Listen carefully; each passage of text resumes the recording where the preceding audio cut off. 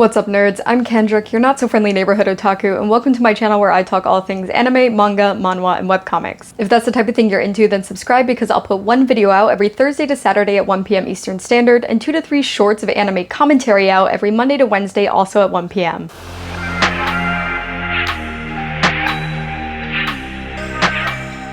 When this video comes out, I will be at Anime NYC, so if you want to see a vlog-style post for that video, keep your eye out for next week. Today though, I'm going to be continuing the series where I go back and reread the Jujutsu Kaisen manga over from the beginning and bring you all along with me. As always, this series is great for anyone who's a first-time JJK fan, anime only, who wants to get caught up, or who, like me, as the series progresses, begins forgetting some of those smaller moments and key details from earlier on in the series. So, without further ado, let's get into Volume 9. In Chapter 71, we flash back to when Toji went to see the Gojo kid with the 6 eyes since he was such a big deal, and young Gojo was the first and last person to notice Toji's presence behind him. Since he knew how powerful Gojo was, Toji waited for others to wear him down before stabbing him from behind in a surprise attack. After getting stabbed, Gojo forces Toji in the air, and Geto summons a giant worm-like curse to devour the sorcerer killer. Geto then rushes to Gojo's side, and he assures Geto that he is fine and the wound isn't severe since he reinforced his cursed energy to reduce any further damage. Gojo says that Riko is the priority, and he tells Geto to take her to Tengen's place while he handles Toji. Geto, Riko, and Kuroi leave just as Toji slashes his way out of the giant curse, exercising it and appearing with a different cursed tool and a cursed spirit wrapped around his body. As Toji looks for the star plasma vessel, he claims he was rusty since he didn't finish Gojo off in one strike. Gojo taunts Toji, saying that the bounty has been taken down, but Toji informs him he's the one who took it down. He created the time limit to give the illusion that they would be safe after it ended, which is why Gojo ended his technique, making him vulnerable. Gojo then releases his technique on Toji, but he's fast enough to evade it. This is when Gojo realizes that Toji has zero cursed energy, meaning he's using nothing but his innate physical prowess to fight, and Gojo can't read his moves. But he's able to knock Toji away when he advances, and he recognizes his opponent knows about his limitless technique and probably has a plan. Toji then disappears into the nearby buildings, and Gojo can't sense him since he doesn't have cursed energy. Gojo decides to clear the area of any potential blind spots using his cursed technique Lap's maximum cursed energy output Azure Glow. After removing anything from blocking his view, Gojo believes Toji may be hiding in the forest and is surprised by a swarm of fly heads. He deduces those fly heads were kept in the same cursed spirit that was storing Toji's weapons. With his view blocked again, Gojo prepares to use Azure Glow again, but he realizes Toji may have left and gone after Riko. But while Gojo is distracted, Toji appears behind him. Gojo notices him in time, but his 6 eyes detect a foreign cursed energy flowing out of Toji's cursed tool. This puts Gojo on the defensive as Toji stabs through his neck with the special grade cursed tool Inverted Spear of Heaven, which has the ability to force the stoppage of all cursed techniques. In Chapter 72, Toji used the special grade cursed tool Inverted Spear of Heaven to nullify all of Gojo's techniques before slicing him in a fury of slashes, leaving the young Gojo in a bloody heap and appearing to be dead. At the bottom of Jujutsu High, in the tombs of the Star Corridor, Kuroi says her final goodbyes to Riko. They cry and hug, reminding each other that they will always love each other as Geto stands by to complete his escort mission. He shows Riko the main hall of the Tombs of the Star and gives Riko directions to Master Tengen, who's protected by a barrier that only allows those invited inside. He says that Tengen will protect her until the merger, but she can still turn back and return with Kuroi.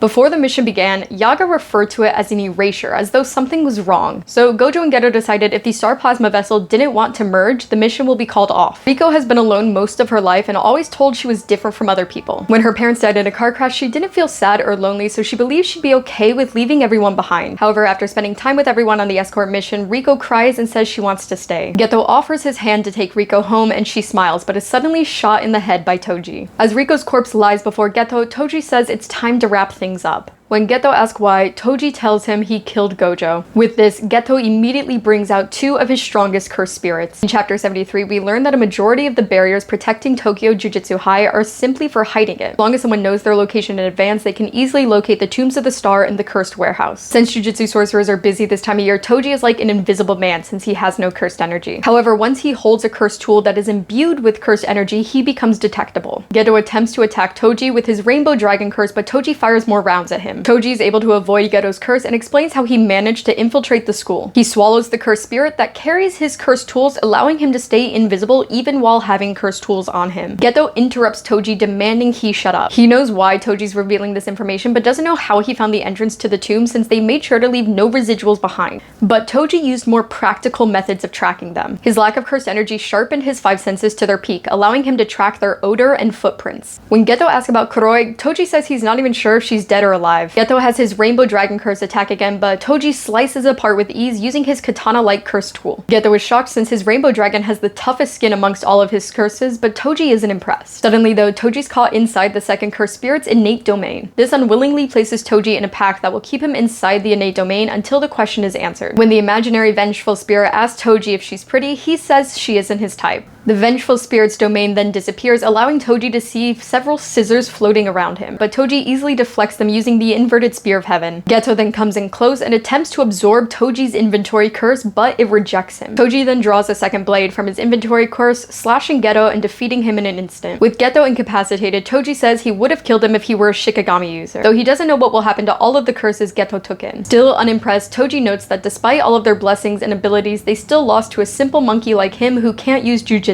After Toji's monologue, he remembers that Megumi means blessing, and that's what he named his son. In Chapter 74, at the Time Vessel Association headquarters, Toji delivers the corpse of the Star Plasma Vessel to a representative of the Star religious group, Shigeru Sonoda. Sonoda confirms her death and says they'll even pay Toji a bonus for his troubles. In the Nara period, Master Tengen spread Japanese Buddhism and preached what would become the foundation of Jujutsu sorcerers. However, the worlds of religion and Jujutsu do not see eye to eye, and from that disparity, the Time Vessel Association was born. Since Jujutsu sorcerers can't harm non-cursed users, Toji was the perfect candidate for them to work with. The Time Vessel Association couldn't allow an impure merger to take place, and they're ready to fall alongside the Star if Master Tengen goes berserk from not merging. Toji thinks Sonoda is crazy and asks why he didn't kill Kuroi. Sonoda notes allowing the rescue of the maid created a false sense of security, which ended up helping Toji. However, as Toji exits the premises, he runs into a fully restored Gojo. He's surprised to run into someone he killed not that long ago, but Gojo reveals he used reverse curse technique. This is the first time Gojo's used reverse curse technique since Shoko, the only person he knows who can use it, is horrible at explaining the process. Insulted by the idea that he lost, Toji brings out the inverted spear of heaven and says the battle is just beginning. A delirious Gojo gets excited, agreeing with Toji. Toji attempts to blitz Gojo, slashing at him several times, but Gojo avoids them and gets behind Toji, levitating in the air. Toji turns to face him, but Gojo learns to flow the reverse curse energy into the limitless technique to successfully unleash the curse technique reversal red glow. His explosive power sends Toji flying several hundred meters as Gojo continues to levitate. As Gojo floats proudly with an insane smirk on his face, Toji calls the young sorcerer a monster. In Chapter 75, Toji breaks down the logistics of each of the techniques Gojo used and fully believes none of them are a problem. He connects the inverted spear of heaven to a chain and has a plan for the 3 distinct powers of the techniques Gojo has used so far. Even so, an uneasiness lingers over Toji. Gojo remains in the air above him, floating upside down and wearing the same insane grin, which causes Toji to hesitate. But he quickly calms down and makes his move to kill Gojo, swinging the chain wildly in every direction. Gojo apologizes to Riko since he's not vengeful for her, but rather believes throughout the heaven and earth he alone is the honored one. Then Toji smashes the curse tool into the ground, creating a dust wave, forcing Gojo to fly above it. Above the dust, the inverted spear of heaven appears in front of Gojo, who focuses on countering the attack. Inherited techniques have a manual on how to use them, which makes it easy for your opponent to learn how they work as well. He knows Toji is a Zenin, but there's still one technique known to very few people even in the Gojo family. Gojo then activates his Hollow Technique Purple, which combines the motion of blue and reversal of red, colliding 2 infinities which create an imaginary mass, annihilating everything it touches. With this, Gojo erases a large portion of Toji's left torso, dealing him a fatal wound and winning the fight. Toji realizes that his uneasiness stemmed from him breaking his own rules. He should have said, "I don't work for free," and made a run for it, but he wanted to spite the Jujutsu world and the Zenin family. When Gojo asks if he has any last words, Toji thinks of a young Megumi and tells Gojo that he'll be sold to the Zenin clan in a couple of years and to do with that information what he wants. In Chapter 76, Geto makes his way to the House of the Star and is surprised to see Toji's inventory curse injured on the ground. He goes inside to find Gojo holding Riko's covered corpse, surrounded by worshippers applauding her death. Shocked by how much Gojo has changed, Geto questions if he's even the same person. Gojo asks Geto if he feels like killing all of the non-sorcerers around them, because in the state he's currently in, he doesn't think he'd feel anything. Geto says it's pointless since the ones in charge fled, and the group will likely disband soon since it was full of problems. Gojo questions if they even need a reason, but Geto assures them they do as Jujutsu sorcerers. 1 year later, in August 2007, Gojo demonstrates to Geto and Shoko his ability to automatically activate and use Infinity. He now possesses an automatic targeting option for Jujutsu, which can detect an object's mass, speed, shape, and intensity of cursed energy, all to determine the danger of any approaching object. Now Gojo can almost always have limitless limitless active with minimal resources. Normally doing so would fry his brain, but using reverse curse technique at the same time keeps him fresh. As Gojo tells them about his other improvements, Geto can't help but realize Gojo truly has become the strongest. Since Gojo can handle missions on his own now, Geto is also handling more on his own as well. With last year's frequent disasters, curses spawned all over Japan, making it a busy summer for sorcerers. The endless cycle of exorcism and consumption that Geto went through using his curse manipulation technique has begun weighing on him. He's beginning to lose his way due to the hideous evil of humanity, and he wants to follow through with his duty as a jujutsu sorcerer, but he can't help but think of all of the followers of the star as monkeys. After showering, Geto waits alone in a room to think when Haibara comes in. He tells Geto about his faraway mission the next day, and they talk about souvenirs until Geto decides to ask if he's okay with being a sorcerer. Haibara says he's not one to think about tough questions, but giving his all towards something that helps people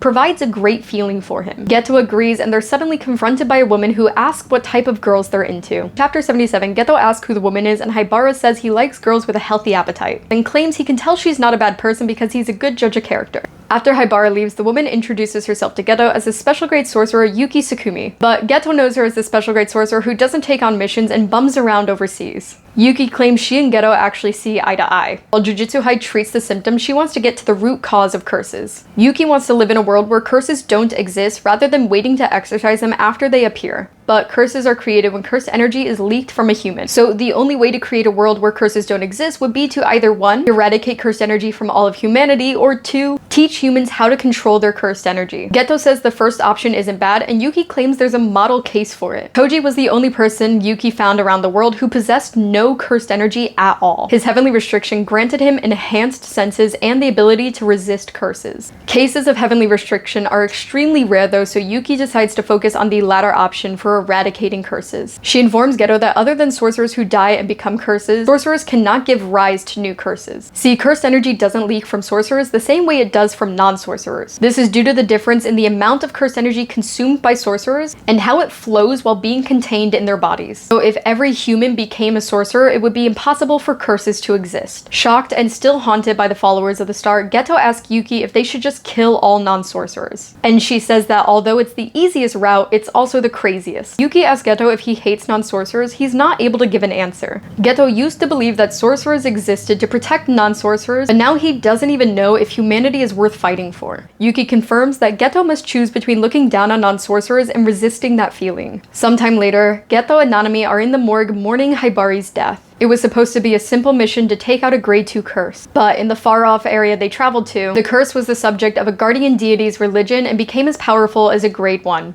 Geto tells Nanami to get some rest and assures him Gojo will finish the mission, and he wonders if all that is at the end of the road is a mountain of their fellow sorcerers' dead corpses. The following month, Geto is sent on a mission to investigate a village where a curse has been kidnapping people and causing abnormal deaths. Geto is able to exorcise the cursed spirit but finds 2 young girls who have been beaten and caged. Geto tries to tell the adults that the little girls were not the cause of the incidents, but the non-sorcerers refer to them as monsters, claiming they should have just killed the girls when they were born. Having heard enough, Geto unleashes his cursed spirits on the people and finally comes to a decision between looking down on non-sorcerers and suppressing that feeling. He then murders 112 non-sorcerers in that village and flees. The cursed spirit that was targeting that village was thought to be the original culprit once everyone was found dead, but upon further investigation, residuals from Geto's curse manipulation technique were revealed. In chapter 78, Yaga tells Gojo the horrible news surrounding Geto, and neither of them can make sense of what is happening. Meanwhile, in Shinjuku, Shoko is confronted by Geto while she's smoking. They talk about the allegations surrounding Geto in a friendly tone, and he informs Shoko that he plans to create a world of only jujutsu sorcerers. Shoko quickly contacts Gojo and calls Geto childish for sulking and claiming no one understands him. Shortly after, Gojo finds Geto walking through a crowd and demands an explanation. He reminds Geto that he's the one who claimed pointless killing is useless, but Geto believes there's meaning in their deaths, claiming it's justice. When Gojo says it's pointless to try doing something impossible, Geto counters, saying it's not impossible for Gojo. Geto decides to leave after confirming this is the life he has chosen, and says Gojo should kill him if he wants, claiming there's meaning in that too. As Geto walks away in the crowd, Gojo aims his technique but stops, unable to kill his friend. Meets up with Yaga later and reveals that he let Geto go. Even though Gojo is the strongest, he realized he can only save people who are prepared to be saved. At the building that was previously the Time Vessel Association headquarters, Geto comes before a new congregation of the remnants of the Star religious group and like-minded people, including the 2 girls he saved from the village. Geto says the new group belongs to him under a new name and they will obey his wishes. Many people voice their opposition and Geto calls Sonada onto the stage, brutally smashing him in front of everyone. The next time he addresses the crowd, he isn't friendly, demanding all the monkeys obey him. Elsewhere, Gojo finds a young Megumi who questions why the man's looking at him strangely, since Gojo appears annoyed that Megumi looks just like Toji. In chapter 79, the final chapter in this volume, Gojo tells a young Megumi his father was from the Zenin clan but he left them. The Zenin clan loves people blessed with the curse technique, and that usually manifests around the ages of 4 to 6. Megumi is approaching that age, which makes it the perfect time to sell Megumi to the Zenin clan. However, the young Megumi doesn't care about his father since he hasn't seen him in years, and Sumiki's mom hasn't returned in a while either. He believes they used the divorce money to run off together and live happily without them. When Gojo asks Megumi if he wants to go to the Zenin clan, he only cares about what will happen to Sumiki. After taunting him that there's no way Sumiki will be happy if he joins the Zenin, Gojo promises to take care of the young Megumi. 11 years later, in the present of October 19th, 2018, Gojo wakes up from his dream of all these past events. Shortly after, Gojo informs them of the mole and sends them to meet up with Urahime. She tells them that there are 2 moles, one of whom is higher up, so their target right now is the person supplying information to that higher up. Nobara asks if the mole is from Kyoto, since all 3 of them are from the Tokyo school.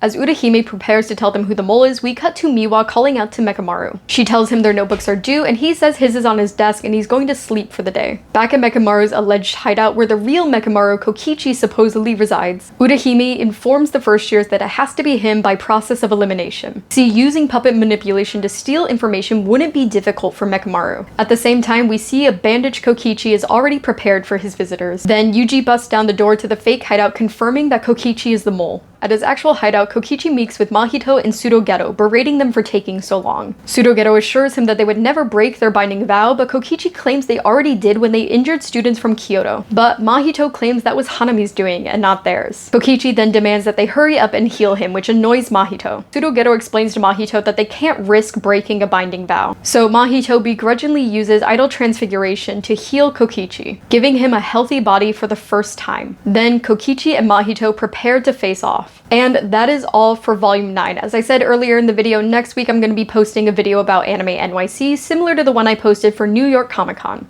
After that, we'll take a look at volume 10 of Jujutsu Kaisen. That is all for today though, and I will see you next time.